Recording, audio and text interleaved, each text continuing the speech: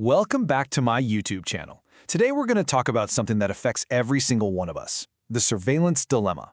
See, every time you search for something, share a photo, or even just scroll through your feed, you're part of this huge invisible exchange.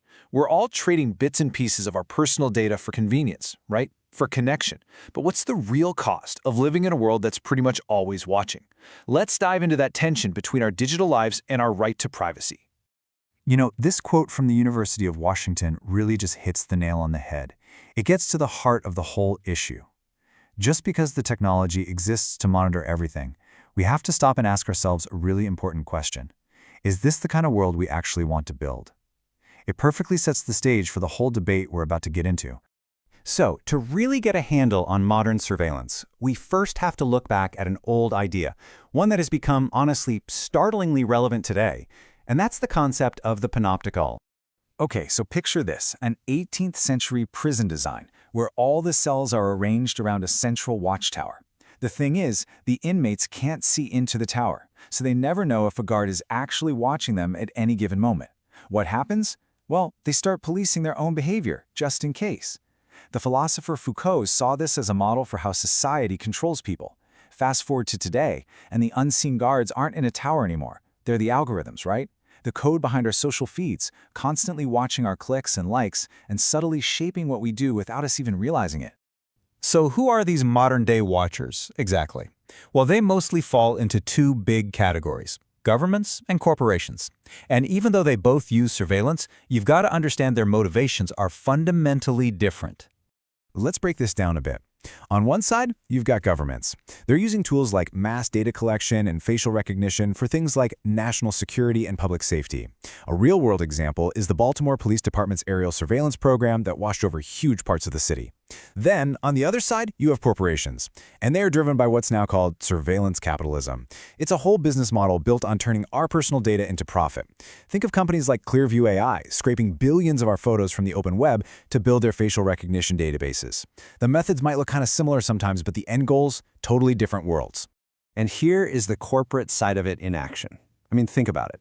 Every single notification you get, every recommended video that pops up, that personalized feed that just seems to know you, it's all engineered for one purpose: to capture and hold your attention for as long as possible.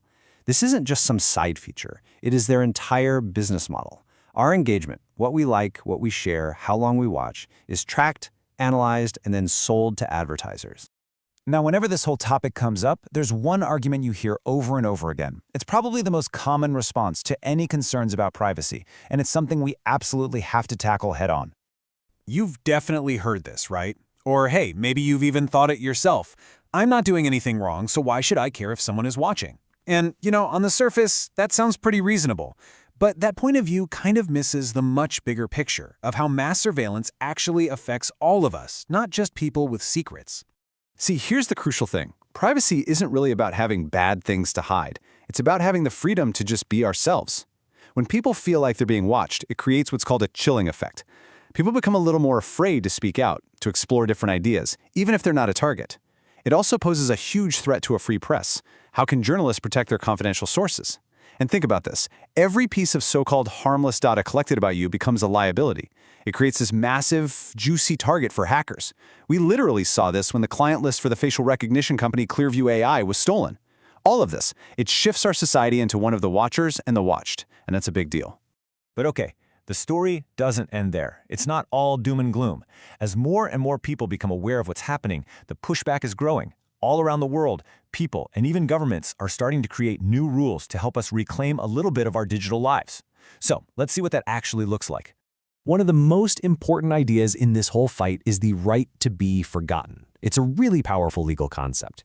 Basically, it gives you the right to ask for your personal information to be removed from, say, search results if that information is outdated or just not relevant anymore. It's about being able to move on from your past without it digitally haunting you for the rest of your life. And this isn't just some abstract idea either. It got real legal power back in 2014 with a huge court ruling in Europe, and that was followed by the massive GDPR privacy law in 2018. GDPR gave millions of people powerful new rights over their data, which was a real game changer. But the story's still being written.